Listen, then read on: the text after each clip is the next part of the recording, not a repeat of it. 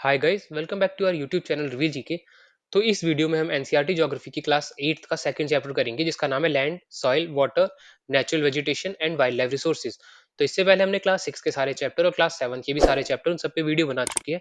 अगर अब तक आपने वो नहीं देखी है तो आप जाके हमारे यूट्यूब चैनल पे वो वीडियो देख सकते हैं।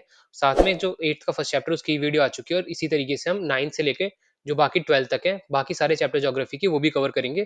जैसा आपको पता है कि बहुत इंपॉर्टेंट चीजें आती है ज्योग्राफी से और डायरेक्टली फैक्ट बेस्ड चीजें आ जाती हैं एनसीईआरटी से। तो आप वो इजीली सॉल्व सॉल्व कर पाओगे अलग अलग क्वेश्चन अलग अलग पेपर्स में। तो इसी के साथ जो हमारी सीरीज है इसके मतलब एक एनसीईआरटी की साइंस सीरीज भी चल रही है। वो अगर आपको मतलब अपने साथ में साइंस की भी प्रिपरेशन करनी है तो आप जाके वो वीडियोस देख सकते हो। उसमें हमने पीवाईक्यूज भी अच्छे से करवाए हैं ताकि आपके जो डाउट्स है वो भी क्लियर होते रहे। और साथ में जो हमारी पीडीएफ है ये हम अपने टेलीग्राम चैनल पे शेयर कर देते हैं ताकि आप एक बार बहुत इजीली गो थ्रू कर पाओ और आपको पूरी एनसीईआरटी की दोबारा से ना पढ़नी पड़े, क्योंकि इसमें जो हमारी मार्क चीजें हैं ज्यादातर उन्हीं से क्वेश्चन आते हैं। बाकी जो मतलब आपको रिवीजन करना है आप सीधे पीडीएफ के थ्रू कर सकते हो। तो चलो हम इस वीडियो में शुरू करते हैं ये चैप्टर। तो यहाँ पे सिंपली क्या बताया हुआ है, यहाँ पे जैसे land, soil, water, natural vegetation and wild life. तो ये जो पूरा टॉपिक है ये मतलब रिसोर्सेज के अंदर आता है। रिसोर्सेज के अंदर तो ये जो हमारी चीजें हैं, जो लैंड है, सॉइल है, वाटर है, नेचुरल वेजिटेशन और वाइल्ड लाइफ रिसोर्सेज है, तो ये एक तरीके के रिसोर्सेज है कि लैंड भी हम किसी तरीके से यूज करते हैं, सॉइल भी यूज करते हैं, वाटर भी यूज करते हैं, नेचुरल वेजिटेशन जो हमारे मान लो कोई भी पेड़ पौधे हो गए उनसे हमें डायरेक्टली बहुत सारे टिम्बर मिलता है, फ्रूट्स मिलते हैं, ये सब। फिर जो हमारी वाइल्ड लाइफ है, अगर मान लो बहुत सारे एनिमल्स हैं उनसे हाइड मिलती है, मतलब जो स्किन होते हैं, फिर उनके जो टस्क होते हैं, ये सब। तो ये सब बहुत इंपॉर्टेंट चीज़ है और ये सब एक रिसोर्सेज में काउंट होती है। तो इसी में हम जैसे आगे चलते हैं, सबसे पहले यहाँ पे कॉन्टेक्स्ट दे रखा है दो अलग अलग जगह का। तो एक जो जगह वो यहाँ पे एक small village in Tanzania, Africa. तो आप मतलब अफ्रीका से समझ गए होगे कि जो ये एरिया है ये मतलब इनफर्टाइल होगा। मोस्टली यहाँ पे रॉकी हिली डेजर्टी एरिया होगा ना, यहाँ पे मतलब बहुत ज्यादा प्लांट्स होंगे ना, ग्रासेस होगी ना, ज्यादा एनिमल्स होंगे। तो उसी के बारे में यहाँ पे दे रखा है कि यहाँ पे जो एरिया है इसमें हार्डली कुछ चीजें ग्रो कर पाती है। जैसे यहाँ पे देख Mamba's father can barely grow some maize and beans on it after toiling hard. तो यहाँ पे बहुत मुश्किल से ही कुछ चीजें ग्रो हो पाती है। फिर यहाँ पे जो मान लो एनिमल्स है वो भी बहुत कम, बहुत मुश्किल से रेयर हो पाते हैं, क्योंकि यहाँ की जो लाइफ स्टाइल है वो उसी तरीके की है। उसी अगेंस्ट जो दूसरा हमें कॉन्टेक्ट दे रखा है वो दे रखा है न्यूजीलैंड का। तो न्यूजीलैंड से बेसिकली हमारे दिमाग में आता है लश ग्रीन फील्ड्स होंगी, छोटे छोटे माउंटेन जैसे माउंटेनियस रीजन भी हो सकते हैं, बहुत वाइड मतलब प्लेन भी होता है जहाँ पे मतलब बेसिकली शीप रियरिंग होती है, वेजिटेशन होती है, फार्मिंग होती है, ये सब। तो उसी के बारे में यहाँ पे बताया हुआ है। तो अब जो इन दोनों का डिफरेंस है उसके बारे में बेसिकली देखते हैं। तो यहाँ पे this difference is because of the difference in quality of land. तो सबसे पहले यहाँ पे जो डिफरेंस है दोनों के मेन रीजन क्या है, quality of land. Quality of land मतलब कि क्या बोलते हैं, जो हमारी लैंड है कितनी फर्टाइल है, उसके अंदर कौन कौन से मिनरल्स हैं, उस तरीके से। फिर सॉइल, तो सॉइल कैसा है, अब जैसे हम मतलब अगर हम जाते हैं डेजर्ट एरिया में तो उसमें सॉइल ऐसा होता है जिसमें आप कुछ भी चीज ग्रो नहीं कर सकते। पर अगर आप जाते हो न्यूजीलैंड जैसे एरिया में या मतलब ग्रास जो फील्ड होती है उन सब में, तो वहां पे चीजें ग्रो हो पाती है। फिर अवेलेबिलिटी ऑफ वाटर। अब आपको पता है जो अफ्रीका वाला रीजन है उसमें वाटर की वैसे ही बहुत ज्यादा शॉर्टेज है और न्यूजीलैंड वाले में इनफ वाटर है। फिर सिमिलरली अगला है नेचुरल वेजिटेशन। अब जो हमारे क्या था डेजर्टेड एरियाज वहाँ पे कोई भी नेचुरल वेजिटेशन नहीं, ना के बराबर होता है। वहाँ पे सिर्फ छोटे छोटे ग्रास रूट्स होते हैं, कैक्टस होता है और ऐसे होते हैं छोटे छोटे हब्स होते हैं। पर जो बाकी ग्रीन फील्ड्स हैं वहाँ पे बड़े बड़े ट्रीज भी हो सकते हैं और बहुत सारे शब्द होते हैं बड़े बड़े, उस तरीके से। फिर एनिमल का भी बहुत ज़्यादा डिफरेंस है, जैसे हम अगर जाते हैं अपने डेजर्टेड एरिया में तो कैमल मिलेगा या उसी तरीके के एनिमल होंगे। पर जो हमारे ग्रीन क्या बोलते हैं फील्ड्स होती हैं उनमें जो वो हमारे एनिमल्स है वो अलग होते हैं, जैसे काओ बफेलो यहाँ पे बहुत ज़्यादा मिलते हैं। फिर आगे देखते हैं the availability of such resources is the main reason places differ from each other. तो जो डिफरेंस होता है मतलब मान लो एक लाइफस्टाइल में, वो इन मेन रीजन की वजह से होता है। फिर यहाँ पे हम देखते हैं 90% of the world population occupies only 30% of the land area. तो यहाँ पे ये बताया कि जो हमारा मान लो पूरी अर्थ है उसकी जो मान लो सिर्फ 30% एरिया, अगर हम सिर्फ एरिया वाइज डिवाइड करें तो सिर्फ जो 30% एरिया है इसी एरिया में ऑलमोस्ट 90% लोग रहते हैं। और बाकी जो एरिया है उसमें उसमें ओनली 10% लोग रहते हैं, इस तरीके से। तो ये मतलब ये मैं ये कॉन्टेक्स्ट के लिए बना रहा हूँ, ऐसा सच में नहीं है। मतलब वो एक हम मान के चलते हैं कि अलग अलग रीजन के हिसाब से। फिर हम जो हमारे पहला मेन रिसोर्सेज यहाँ पे वो देखते हैं, वो हमारा लैंड। तो land is among the most important natural resources. It covers only about 30% of the total area of earth surface and all parts of small percentage are not habitable. तो यहाँ पे ये मान लो जो हमारा पूरा अर्थ है उसका सिर्फ 30% ही लैंड एरिया, जैसे हमारे जो कॉन्टिनेंट्स है मेनली वही वही सारे क्या है हमारे, वो सारे लैंड एरिया। अब इस लैंड एरिया में भी जो ज्यादातर मतलब बहुत सारे ऐसे रीजन है जो हैबिटेबल नहीं है, जैसे हमारे एंटार्क्टिका का हो गया, आर्कटिक का हो गया, फिर जो हमारे डेजर्ट्स हो गए, तो ये सब इनहेबिटेबल है, यहाँ पे लोग रह नहीं सकते। फिर आगे the uneven distribution of population in different parts of the world is mainly due to varied characteristics of land and climate. तो जो पॉपुलेशन का मतलब मेन रीज़न होता है किसी एक जगह पे ज़्यादा पॉपुलेशन या कम पॉपुलेशन होने का, वो मेन रीज़न होता है वो वहाँ की जो लैंड कैसा है और क्लाइमेट कैसा है। अब अगर हम देखते हैं जैसे हमारे जो गंगा प्लेन वाला रीजन है, अब यहाँ पे मतलब बहुत ज़्यादा पॉपुलेशन क्योंकि ये बहुत ज़्यादा फर्टाइल लैंड है, यहाँ एग्रीकल्चर बहुत अच्छा होता है, इस वजह से पॉपुलेशन बहुत ज़्यादा है।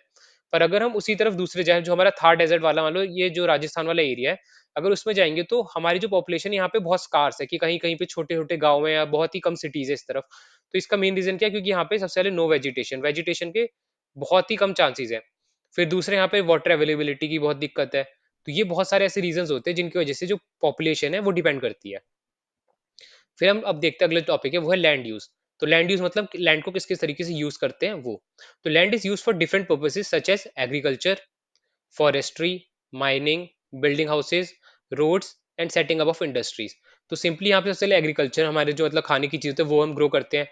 फॉरेस्ट्री तो फॉरेस्ट्री मतलब बेसिकली जो हमारे मतलब फॉरेस्ट लैंड होती है उसका जैसे रेयरिंग होती है या उस तरीके की चीज़ें। फिर हो गया हमारा माइनिंग, माइनिंग मतलब जो भी रिसोर्सेज होते हैं हम उसको एक्सट्रैक्ट करते हैं। फिर हो गया हमारे बिल्डिंग हाउसेज मतलब जहाँ पे पूरी सिटी बनी है वहाँ पे, फिर रोड्स हो गए, फिर जो इंडस्ट्रीज बनी है ये सब। तो इस पूरे जो हमारी मतलब इन सब जो मेन चीज़ इसको टर्म दिया गया है वो हमारा लैंड यूज़, कि ये सब क्या है लैंड यूज़। फिर यहाँ पे देखते हैं the use of land is determined by physical factors such as topography, soil, climate, mineral and availability of water. तो जो लैंड का यूज है वो इन सब चीजों पे डिपेंड करता है। मान लो जैसे कैसे टोपोग्राफी है, अगर प्लेन एरिया है और हिल साइड एरिया है तो मतलब कौन सा बेटर है अगर रहने के लिए या किस चीज के लिए वो। फिर अगला है क्लाइमेट कैसा है, मान लो यहाँ पे बहुत ज्यादा अगर ये डेजर्ट है तो ये भी रहने लायक नहीं होगा। फिर सिंपली अगला यहाँ पे देखते हैं सॉइल। अब सॉइल अगर मान लो डेजर्ट है तो वहाँ पे सॉइल है ही नहीं तो खाने पीने का कुछ नहीं होगा। अगर सिंपल एकदम प्लेन एरिया जहाँ पे मान लो रिवर जा रही है तो यहाँ पे खाने पीने के लिए अच्छा होगा, फर्टाइल लैंड होगा। फिर क्लाइमेट कैसा है, जैसे यहाँ पे वो अलग अलग डेजर्ट हो गया या नॉर्मल टेम्परेचर हो गया उस तरीके से। फिर मिनरल्स कौन कौन से अवेलेबल है उस हिसाब से हम चीजें ग्रो करते हैं। फिर अवेलेबिलिटी ऑफ वाटर, ये तो बहुत ज्यादा इंपॉर्टेंट है।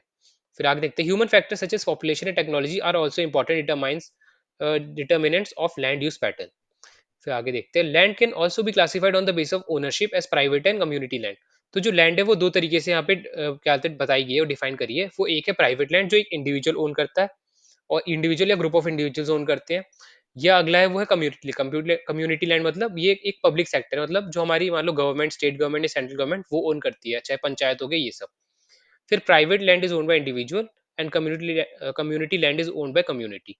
फिर common uses like collection of fodder, fruits, nuts और medical herbs, these community lands are also called common property resources. तो ये जो वर्ड है ये भी आपको याद रखना है क्या है, कॉमन प्रॉपर्टी रिसोर्सेज। तो इनके जो यूज होते हैं हमारे कम्युनिटी लैंड का उसमें मेनली होता है कि वहां पे हम फॉडर ग्रो करते हैं, फ्रूट्स ग्रो करते हैं, नट्स ग्रो करते हैं या मेडिसिनल हर्ब्स ग्रो करते हैं ये सब। यहाँ पे आगे जाते हैं। Land degradation, landslide, soil erosion, desertification are the major threats to the environment because of the expansion of agriculture and construction activities. तो जो हमारा लैंड है ये तो कांस्टेंट है, मान लो अगर अब जो हमारा वर्ल्ड वाइड मतलब पूरा लैंड है वो ऑलमोस्ट कांस्टेंट है। पर जो हमारी पॉपुलेशन है वो बढ़ती जा रही है। तो जब पॉपुलेशन बढ़ेगी तो हमें जो बाकी चीजें हैं वो कम करनी पड़ेगी। मान लो जैसे अगर कहीं पे फॉरेस्ट है तो फॉरेस्ट एरिया हम कम कर रहे हैं। फिर कहीं पे मान लो कोई कोई और जो डेजर्टेड लैंड है थोड़ा सा उसको हम कोशिश कर रहे हैं कि उसे एरेबल बना दे, मतलब कैसे भी उस पे चीजें हम मतलब ग्रो कर पाए। तो और जो मतलब इसका मतलब जो मान लो ओवर पॉपुलेशन के जो रीजन हो रहे हैं उस वजह से क्या क्या इम्पैक्ट है। तो यहाँ पे जैसे लैंड डिग्रेडेशन होता है कि मान लो कंटिन्यूअसली आप किसी एक फील्ड में प्लांट्स ग्रो कर रहे हो तो इसके जो न्यूट्रिएंट्स है वो खत्म हो जाएंगे, न्यूट्रिएंट्स खत्म हो जाएंगे यहाँ पे। फिर मान लो जो हमारे लैंडस्लाइड्स है, मान लो एक माउंटेन है उसके आसपास आप बहुत ज्यादा कंस्ट्रक्शन कर रहे हो तो यहाँ पे लैंडस्लाइड होने के चांसेस है। फिर सॉइल इरोजन क्या है, मान लो हमारे एक मतलब बहुत जगह बहुत बार पानी जो एक मतलब स्पीड से आता है तो हमारी सॉइल को वो बर्बाद कर देता है, वो लेके चला जाता है कहीं और भी डिपॉजिट कर देता है, तो जो ये लैंड हो जाता है ये होता है इनफर्टाइल। फिर डेजर्टिफिकेशन की मान लो पानी की कमी, जो डेजर्टिफिकेशन हो रहा है, तो ये सारे हमारे जो है ये एक बहुत बड़ी रीजन है लैंड डिग्रेडेशन के। जैसे इसी तरीके से यहाँ पे एक छोटा सा एग्जांपल दिया हुआ है कि कैसे कैसे ह्यूमंस ऑक्यूपाई कर रहे जगह को। पहले मान लो एक फार्म था छोटा सा, ये विलेज है, जैसे बहुत दूर दूर पे थैच्ड हाउसेस थे। फिर हाउसेस थोड़े परमानेंट होना शुरू हुए, लैंड को लेवल करना शुरू कर दिया।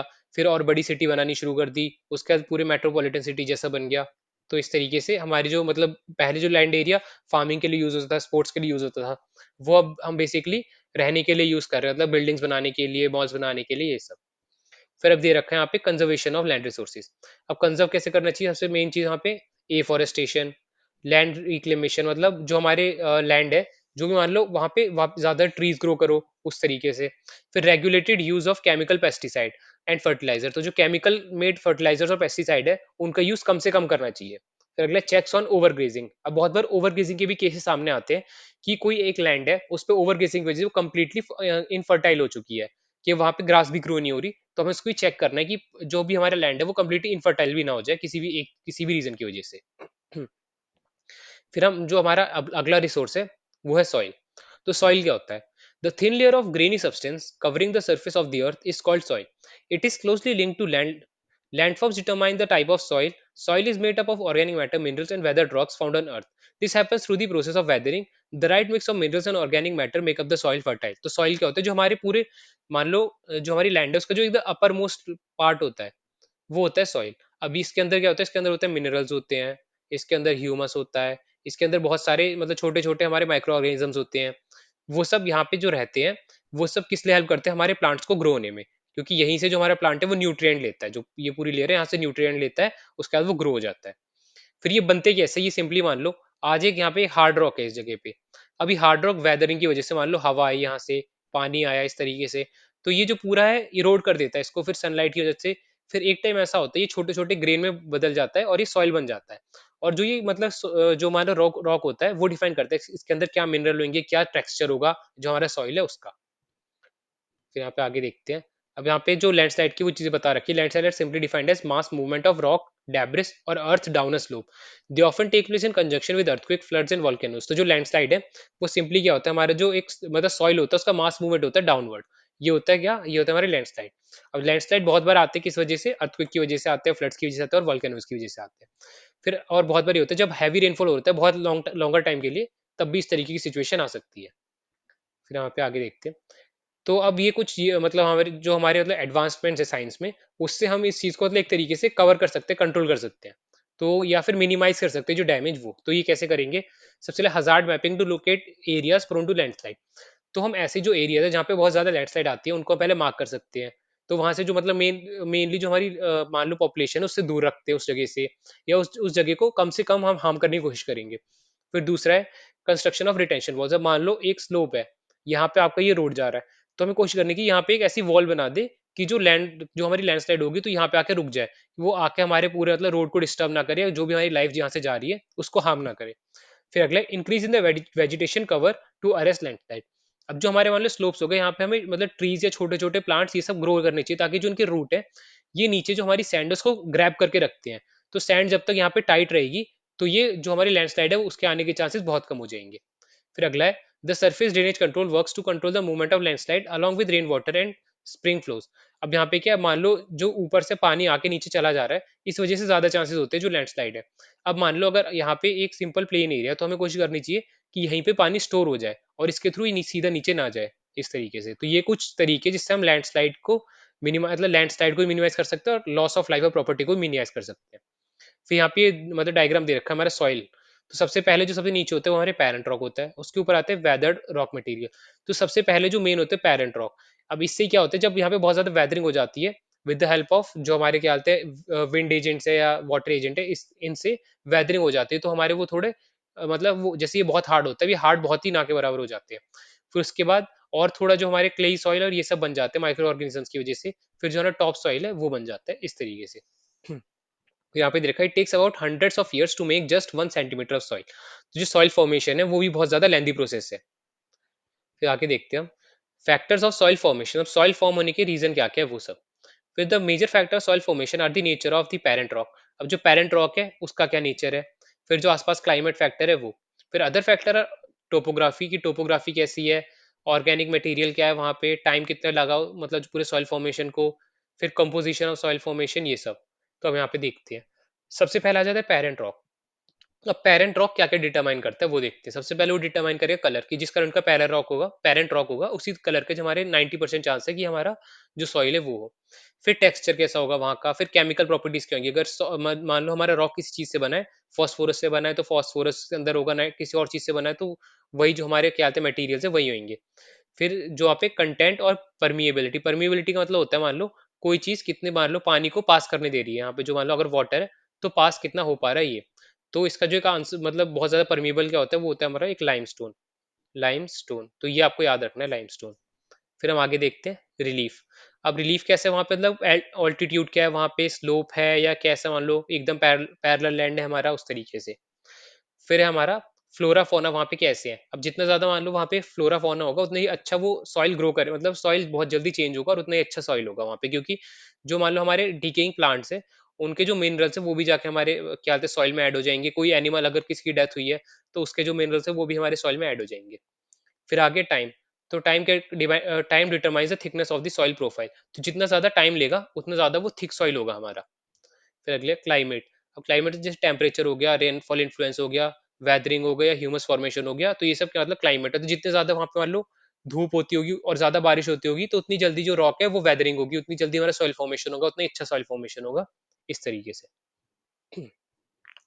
फिर हम आगे देखते हैं degradation of soil and conservation measures. तो factors which lead to soil degradation are, तो किसकी वजह से जो हमारा सॉइल है वो खराब हो जाता है। सबसे पहला है डिफोरेस्टेशन, कि हमने बहुत सारे जो हमारे क्या था ट्रीज थे ये काट दिए और एक पूरे लैंड को अब हम फार्मिंग की तरह यूज करना शुरू कर दिया। तो वहां पे बहुत ही जल्दी वो जो सॉइल है वो डिग्रेड हो जाएगा। फिर दूसरा था ओवरग्रेजिंग, ओवरग्रेजिंग की वजह से डिग्रेड होता है। फिर हो गया over use of chemical fertiliser and pesticide. जो हमारे कुछ ऐसे पेस्टिसाइड और केमिकल फर्टिलाइजर होते हैं जो हमारे मतलब जो सॉइल है उसको हार्म करते हैं, तो उसकी वजह से भी हमारा जो सॉइल है वो डिग्रेड हो जाता है। फिर रेन वॉश की बहुत ज्यादा बारिश हुई, तो जो हमारा सॉइल है वो एक जगह से मान लो इस पॉइंट से इस तरीके से है, तो बहुत ज्यादा बारिश हुई, तो यहाँ पे जो हमारा सॉइल था ये बह के नीचे चला गया, यहाँ कहीं मतलब रिवर के आसपास डिपॉजिट हो गया, तो इस वजह से भी हो सकता है। फिर हमारी लैंडस्लाइड की वजह से होता है और फ्लड्स की वजह से होता है।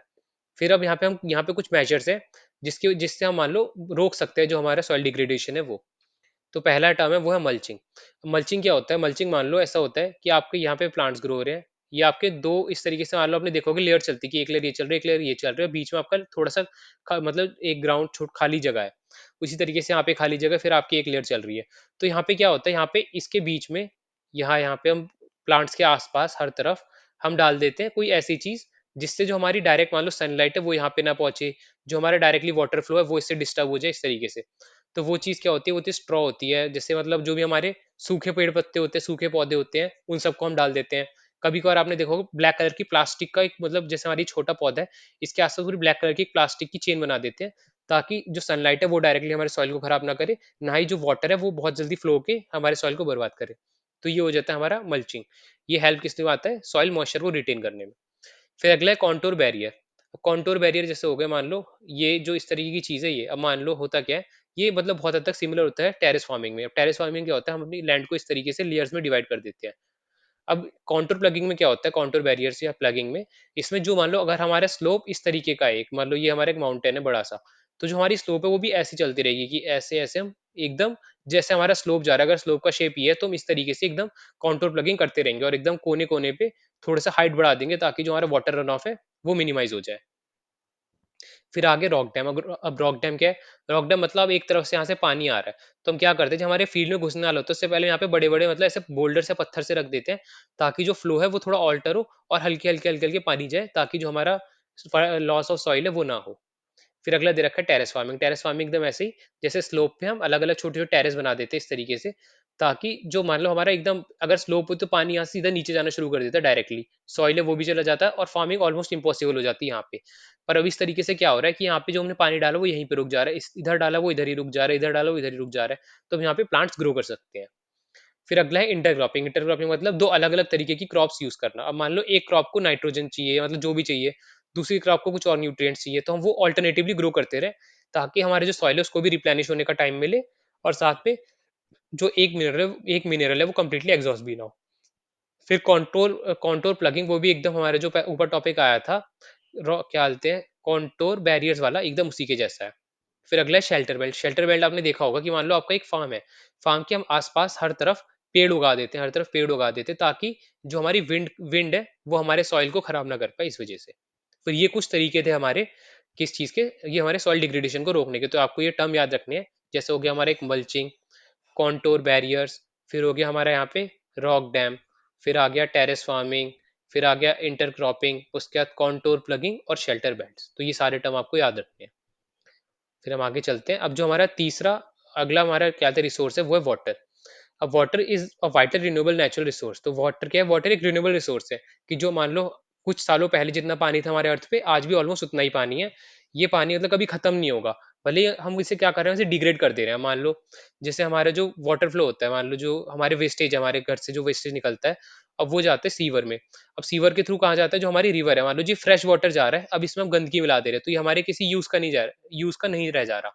तो अब क्या कर रहे हैं, इसको डिग्रेड कर दे रहे हैं कि पानी तो है वहां पे, पर ये हमारे यूज का नहीं है, तो क्या फायदा। फिर यहाँ पे देखते हैं, अब जैसे जो अर्थ है उसे वाटर प्लांट भी कहते हैं, क्योंकि 70% ऑफ द जो लैंड एरिया, मतलब जो एरिया हमारे अर्थ का, वो मतलब वाटर से घिरा हुआ है, तो हम इसे वाटर प्लांट या ब्लू प्लांट भी कहते हैं। फिर हम आगे देखते हैं यहाँ पे, इन 1975 यहाँ पे कंजम्पशन के बता कंजम्पशन के बारे में बता हुआ है कि पहले 3850 क्यूबिक किलोमीटर पर ईयर एक इंसान यूज करता था पानी, पर अब वो बढ़ के मतलब 2000 ईयर में वो बढ़ के कितना हो गया, 6000, और अब तो 2024 चल रहा है, तो ये बढ़ के ऑलमोस्ट 8 या 8000 के आसपास भी हो गया होगा। फिर आगे देखते हैं, only 1% of fresh water is available and fit for human use, it is found. तो जो हमारा पूरा लैंड मतलब पूरा एरिया है, उसमें जितना भी हमारा पानी है, उसका सिर्फ 1% हमारे पास एक्सेसिबल है।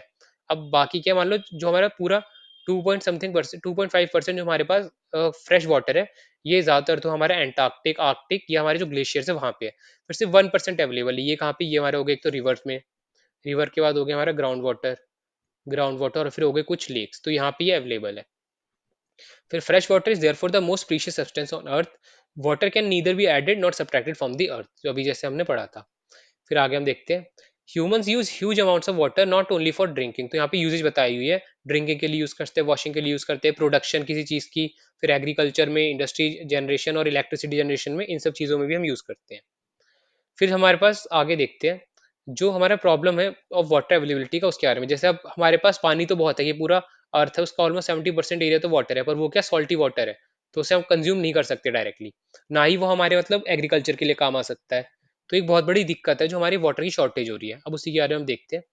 यहाँ पे there is scarcity of water in many regions of the world, most of Africa, सबसे ज्यादा अफ्रीका में वाटर की कमी है, वेस्टर्न एशिया होगा हमारा, जो हमारा सऊदी अरेबिया साइड वाला रीजन, की डेजर्टेड रीजन है।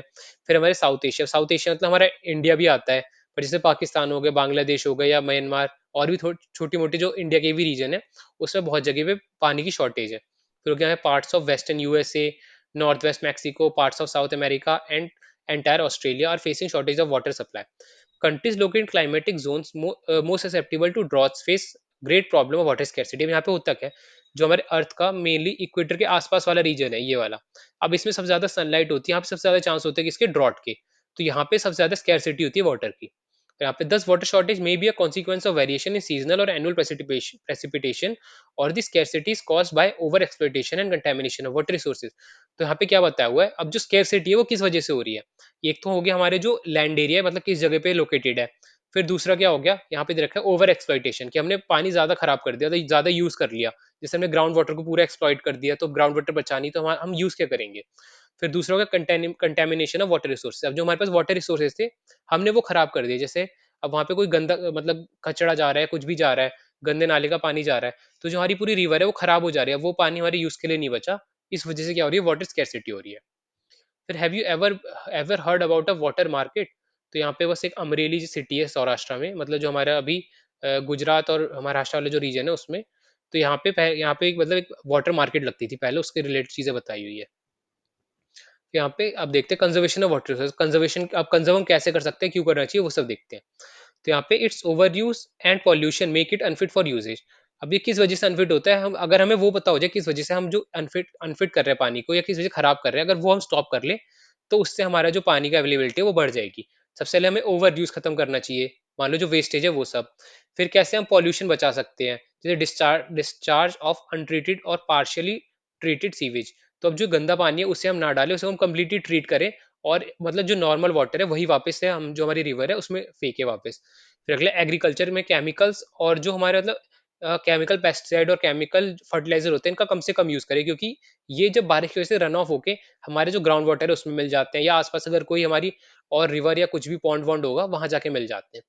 फिर अगला industrial effluents in water bodies, तो जो इंडस्ट्रियल एफ्लुएंट्स है, मान लो जो भी केमिकल्स है, उनको भी हम कोशिश करें कि हमारे पानी मतलब जो फ्रेश वाटर है वहां पे जाके ना मिले ये।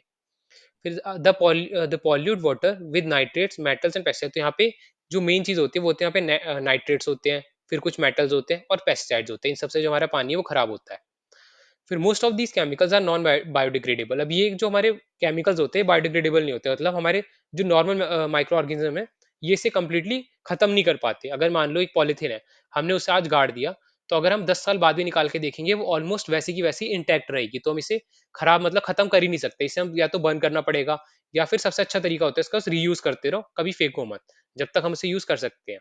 और उससे ही बढ़िया कि हम इसे मतलब मैन्युफैक्चरिंग ना के बराबर करते।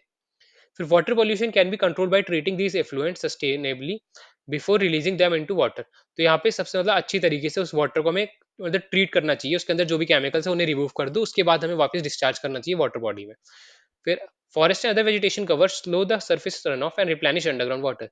तो जितने ज्यादा हमारे पास ट्रीज होंगे, तो ट्रीज क्या करते हैं, हमारे जो पानी है उसको मतलब हेल्प करते हैं एकदम नीचे जो अंडरग्राउंड वाटर है वहां पे जाने में।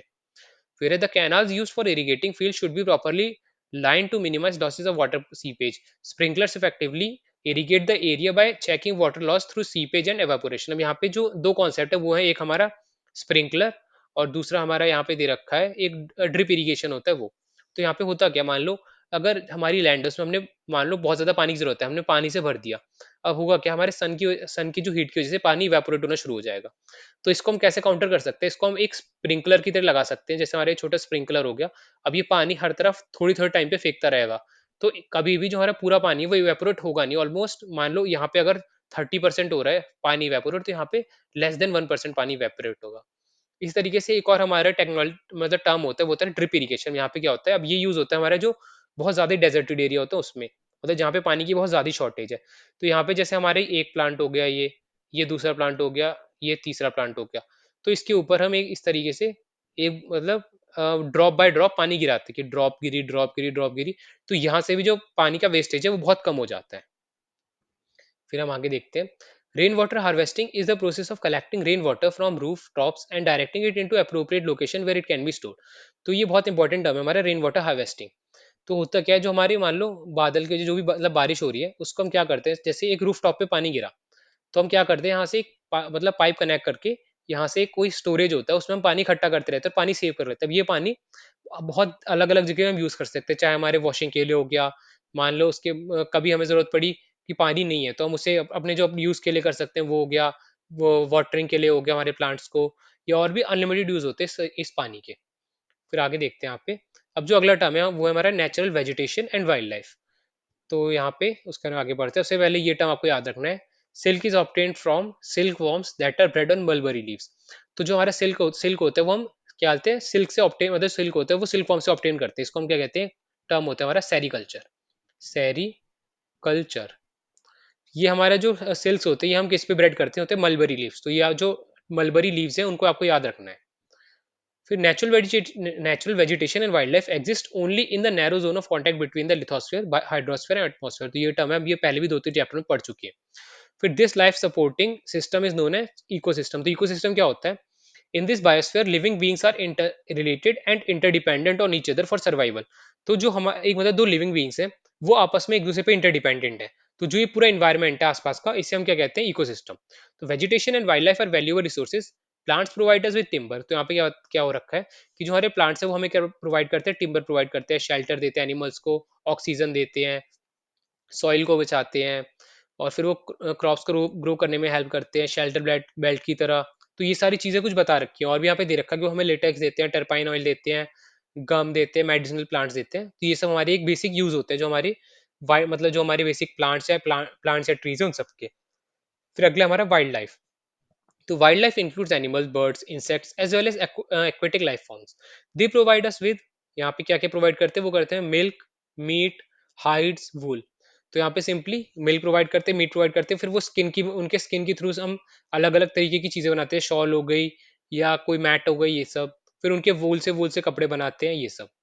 फिर अब जैसे हनी भी किस में हेल्प करती है, वो करते हैं पॉलिनेशन में हेल्प। फिर यहाँ पे आ गया वल्चर। वल्चर क्या होता है, the birds feed on insects and act as decomposing as well. Vulture due to its ability to feed on dead livestock is a scavenger. तो आपको ये टर्म याद रखना है, स्कैवेंजर। तो वल्चर क्या होता है, स्कैवेंजर मतलब ये जो डेड लाइफ फॉर्म्स है उनको फीड करता है, तो उनको खाता है। तो ये एक तरीके से क्लीनर की तरह काम करता है। फिर हम आगे चलते हैं, डिस्ट्रीब्यूशन ऑफ नेचुरल वेजिटेशन। तो जो नेचुरल वेजिटेशन है इसको हम चार पार्ट में यहाँ पे डिवाइड करते हैं। वो होता है हमारा फॉरेस्ट, ग्रासलैंड, शर्ब्स और तुंद्रा। तो ये जो अलग अलग चीजें ये किस पे डिपेंड करती है, डिपेंड करती है एक लोकेशन के टेम्परेचर पे और मॉइस्चर पे। तो अलग-अलग टेम्परेचर की जगह पे अलग-अलग तरीके की जो मतलब हमारे पास नेचुरल वेजिटेशन है वो होगी। तो यहाँ पे ये वो किस पे डिपेंड करता है, सबसे पहले हो जाए मॉइस्चर और दूसरा क्या है, दूसरा टेम्परेचर। तो जितना ज़्यादा जहाँ पे मॉइस्चर होगा, मतलब जितनी ज़्यादा रेनफॉल होगी, उतना ही ज़्यादा मतलब बड़े ट्रीज़ होंगे। तो यहाँ पे दे रखा है, as the amount of moisture decreases, the size of trees and their density reduces. अब मान लो अगर अमेज़न रेन फॉरेस्ट में आप जाओगे, तो वहाँ के जो ट्रीज़ होते हैं वो ऑलमोस्ट 60 मीटर या उससे भी बड़े होते हैं। उसी तरीके से अगर आप किसी और एरिया में जाओगे, जैसे अगर इंडिया में आ जाते हैं, तो यहाँ पे अमेज़न रेन फॉरेस्ट से कम रेनफॉल होती है। पर यहाँ के ट्रीज़ हैं, वो कितने हो जाते हैं, वो ऑलमोस्ट जैसे 30 मीटर या 40 मीटर के आसपास के हो जाते हैं। फिर अगर आप कहीं और एरिया में जाओगे, अब और हम जैसे मतलब थोड़ा एरिड एरिया में गए, डेजर्टेड एरिया में, तो वहाँ के ट्रीज़ और छोटे हो जाते हैं। फिर एकदम डेजर्ट में हो जाते हैं, वहाँ पे सिर्फ छोटे-छोटे श्रब्स या कैक्टस रह जाते हैं। इसी तरीके की चीज़ दे रखी है, short stunted trees and grasses grow in the regions of moderate rainfall, forming the grasslands of the world. तो जो जहाँ पे मतलब थोड़ी कम बारिश होती है, तो वहाँ पे क्या बन जाते हैं, वहाँ पे ग्रासलैंड बन जाते हैं, वहाँ पे सिर्फ छोटे-छोटे वहाँ पे श्रब्स होते हैं मान लो, और वहाँ पे छोटे-छोटे ट्रीज होते हैं। मतलब इतने बड़े-बड़े अमेज़न की तरह वहाँ पे ट्रीज नहीं होते। फिर shrubs grow in dry areas of low rainfall. In such areas, plants have deep roots and leaves with thorny and waxy surface, reduce loss of moisture through transpiration. तो अब आप और मतलब एरिड एरिया में होता है, तो वहाँ पे क्या होता है, वहाँ पे जो आपके लीव्स होते हैं, जैसे बाकी जगह तो ब्रॉड लीव होते हैं इस तरीके के। अब यहाँ पे क्या होता है, यहाँ पे जो लीव होते हैं वो पॉइंटेड लीव होते हैं, कि इस कुछ इस तरीके के होंगे जो हमारे लीव्स होंगे बस। तो इस वजह से क्या होता है, जो मतलब हमारा मॉइस्चर है वो उड़ता बहुत कम है, ना के बराबर उड़ता है। तो इस वजह से जो मतलब हमारे वाटर जो मॉइस्चर है उसको कंटेन करने के काम आता है। फिर आगे tundra vegetation of cold polar regions comprise of mosses and lichens. तो जो हमारे पोलर एरिया वहाँ पे क्या मिलते हैं, वहाँ पे मिलते हैं मॉसिस और लिचेंस। फिर हम आगे देखते हैं, conservation of natural vegetation and wild life. Many species have become vulnerable or endangered, which some are on the verge of extinction. तो यहाँ पे क्या हो रहा है, जो हमारी कुछ स्पीशीज है वो एक्सटिंक्शन मतलब खत्म होने को आ गई, कि अब मान लो कुछ ऐसी बर्ड्स है जिनके लेस देन 100 जो मतलब लिविंग है वो है। उस तरीके से deforestation of soil erosion, constructional activities, forest fire, tsunami and एस्टाइड्स are some of the human and natural factors which accelerate the process of extinction of these resources. तो जो ये रिसोर्स मतलब जो ये एक्टिविटीज है, जैसे डिफॉरेस्टेशन हो गया, कि हम लैंड एरिया खराब कर रहे हैं जो भी फॉरेस्टेड है, सॉइल इरोजन हो गया, कंस्ट्रक्शन एक्टिविटीज हो गई, फॉरेस्ट फायर्स हो गए, सुनामी हो गई और लैंडस्लाइड हो गई, इन सब वजह से जो हमारे मान लो वाइल्ड लाइफ है और जो हमारी नेचुरल वेजिटेशन है, ये खत्म होती हुई आ रही है, डिस्टर्ब हो रही है। फिर द एनिमल्स आर पोच्ड। अब एनिमल के ऊपर और क्या क्या इम्पैक्ट हो रहा है, वो मान लो एनिमल पे हम क्या कर रहे हैं, उन्हें पोच कर रहे हैं, मतलब उन्हें किल कर रहे हैं। किस वजह से हम कर रहे हैं, उनकी हाइट्स की वजह से, स्किन की वजह से, नेल की वजह से, टीथ की वजह से, हॉर्न्स की वजह से और फेदर्स की वजह से। तो उनकी जो पॉपुलेशन है वो कम होती जा रही है, और वो कुछ तो इतने ज्यादा कि वो एंडेंजर्ड स्पीशीज है। जैसे यहाँ पे मेनली कौन-कौन से, वो हमारे टाइगर हो गए, lion, elephant, deer, black buck, crocodile, rhinoceros, snow leopard, ostrich and peacock. तो ये सारे हमारे मोस्टली बीच में टाइम में ऐसा आ गया था कि सारे के सारे एंडेंजर्ड स्पीशीज में आ गए थे। फिर हम आगे देखते हैं, हमने कुछ ऐसे मतलब चीजें करी है जिस वजह से हम एक एरिया को प्रोटेक्ट कर पाए। तो वो क्या है, वो हमारे हमने क्या डिफाइन करें, नेशनल पार्क्स बना दिए, वाइल्ड लाइफ सेंचुरीज बना दी, बायोस्फीयर रिजर्व बना दिए। तो ये इनका मेन क्या काम क्या है, कि मान लो एक लैंड एरिया है, अब वहाँ उसको हमने अगर नेशनल पार्क डिक्लेयर कर दिया, तो वहाँ पे ह्यूमन इंटरवेंशन ना के बराबर होगा। तो वहाँ पे जो नॉर्मल क्या बोलते हैं लाइफ है, चाहे वाइल्ड लाइफ हो चाहे प्लांट्स हो, वो अपने हिसाब से रह सकते हैं पूरी तरीके से। तो इस तरीके से हम जो वहाँ की नेचुरल जो हमारी क्या बोलते हैं वेजिटेशन है और वाइल्ड लाइफ है उसको प्रोटेक्ट कर रहे हैं। तो इस चैप्टर में आई थिंक मेनली जो चीजें थी वो यही थी। तो यहाँ पे सिंपली आप देख सकते हो कि यहाँ पे बता रखा है, यहाँ पे जो फॉरेस्ट फायर्स है उन सब के बारे में, कि फॉरेस्ट फायर ने कितना मतलब किल्स हो जाता है, जो हमारे कितना डिस्टर्बिंग होता है। जैसे अभी रिसेंटली न्यूज में बहुत ज्यादा क्या चल रहा है, उत्तराखंड में जो हमारे फॉरेस्ट फायर्स हो रहे हैं, तो उनको हमने कंट्रोल कैसे करना है, उस तरीके की जो चीजें हैं, आई होप कि आपको मतलब पता होंगी, और आप कमेंट डाउन कर देना अगर नहीं पता है सर्च करके, क्योंकि बहुत इंपॉर्टेंट चीज है और इससे रिलेटेड क्वेश्चन आपको आ सकता है। तो अब हम जो एनसीईआरटी के मान लो हमारे जो क्वेश्चन है वो हम करते हैं। यहाँ पे थोड़ी और चीज दे रखी है, सिंपली नेशनल पार्क क्या होता है, नेशनल पार्क क्या है, a natural area designated to protect the ecological integrity of one और more ecosystem for the present and future generation. तो क्या है हमारे नेशनल पार्क सिंपली एक एरिया को हम जो प्रोटेक्ट करते हैं वो, उसके बारे में यहाँ पे दे रखा है। फिर यहाँ पे और हमारी गवर्नमेंट ने क्या करा है, कुछ ऐसे अवेयरनेस करे, चाहे गवर्नमेंट ने करा हो या सोशल जो हमारी मान लो कोई कोई भी एनजीओ है, उन सब ने क्या करा है, वन महोत्सव को जो है एक तरीके से सबको मतलब प्रमोट करा है वन महोत्सव को, कि और ज्यादा से ज्यादा ट्रीज ग्रो करो। फिर यहाँ पे school children should be encourage to bird watch and visit nature camp, so can they appreciate the habitat of varied species. तो जो क्या बोलते हैं बच्चे हैं, उन्हें एक तरह से बर्ड वॉच या जो हमारी नेचुरल लाइफ है, मतलब जो क्या बोलते हैं ग्रीन प्लांट्स है या वाइल्ड लाइफ है, उनके बारे में अवेयर करे कि उनको मतलब मेंटेन करना चाहिए, ताकि वो थोड़ा अपने अंदर से उनको एनकरेजमेंट हो उन सब चीज़ों को सेव करने के लिए। फिर अगला है जो इंटरनेशनल कन्वेंशन साइट्स, तो ये क्या है यहाँ पे, has been establish that list several species of animals and birds in which trade is prohibited. तो यहाँ पे कुछ ऐसी बर्ड्स या स्पीशीज है जिनका कोई भी चीज की ट्रेड है ना वो प्रोहिबिटेड है, कि हम अगर वो ट्रेड करेंगे तो इलीगल है। फिर यहाँ पे कुछ और भी चीज दे रखी है, many countries have pass law against the trade. तो इसी के बारे में साइट्स के बारे में बताया हुआ है, वो चीजें क्या क्या है इंडिया में है। लायंस के मतलब किल नहीं कर सकते, टाइगर्स को, डियर को, ग्रेट इंडियन बस्टर्ड को और पिकॉक को। तो ये कुछ मेन है जिनको मतलब किल करना, पोच करना क्या है, इलीगल है। तो यहाँ पे बायोस्फीयर रिजर्व क्या होता है? बायोस्फीयर रिजर्व क्या है? Series of protected areas link through a global network integrated to demonstrate the relationship between conservation and development. तो ये हो जाता है हमारा बायोस्फीयर रिजर्व। फिर आगे देखते हैं अब साइट्स के बारे में क्या दे रखा है, ये चीज आपको जो टर्म है याद रखना है। The convention on international trade in endangered species. तो ये साइट्स का फुल फॉर्म है, वो है the convention on international trade in endangered species. तो ये आप ये चीज पढ़ सकते हो कि यहाँ पे क्या दे रखा है, of wild fauna and flora is an international agreement between governments. It aims to ensure the international trade is in specimens of wild animals and plants does not threaten their survival. Roughly 5,000 species of animal, 28,000 species of plants are protected. तो कितने, लगभग 5,000 animals और 28,000 जो हमारे plants हैं उनको इनके अंदर मतलब एंडेंजर्ड ऐसा तो क्या डिक्लेयर करा है कि उनको मतलब काटना या किल करना इलीगल है। उसमें यहाँ पे कुछ और मतलब एग्जांपल दे रखे हैं, जैसे बियर्स हो गए, डॉल्फिन हो गए, कैक्टर हो गए, कोरल्स, ऑर्चिड्स, एलोवेरा, ये सब हमारे कुछ एग्जांपल हो गए। फिर हम चलते हैं जो हमारे एनसीईआरटी क्वेश्चन है उसकी तरफ। यहाँ पे which are the two main climatic factor responsible for soil formation. तो सॉइल फॉर्मेशन के जो हमारे दो मेन रीजन क्या थे वो हम यहाँ पे देखते हैं। जैसे आपको अगर याद होगा तो आप बता सकते हो, वो दो हमारी मेन चीज क्या थी। वो यहाँ पे एक तो हमारे क्वालिटी ऑफ लैंड, कि कौन सी लैंड है वहाँ पे, एक तरीके से मतलब मॉइस्चर कितना है। और वैसे चीजें तो बहुत सारी है, जैसे हमारे टेम्परेचर हो गया और दूसरा मॉइस्चर हो गया, ये सब ये एक तरीके से मेन चीज है यहाँ पे हमारी। फिर हम आगे देखते हैं, आगे यहाँ पे दे रखा है कि right any two reasons for land degradation today. तो लैंड डिग्रेडेशन के क्या क्या रीजन है वो आप बता सकते हो। फिर why is land considered an important resource. तो लैंड इंपॉर्टेंट रिसोर्स क्यों, क्योंकि उसके जो लैंड यूज है वो एक मतलब एग्जांपल उस तरीके से आप वो सारे डिफाइन कर सकते हो। फिर name any two steps that government has taken to conserve plants. तो क्या क्या है, एक जैसा मतलब बायोस्फीयर रिजर्व बनाना, नेचुरल फॉरेस्ट जो मान लो वाइल्ड लाइफ सेंचुरी ये सब बनाना, दूसरा हो गया वन महोत्सव को क्या कहते हैं प्रमोट करना। फिर और क्या-क्या चीज़ें हो सकती है?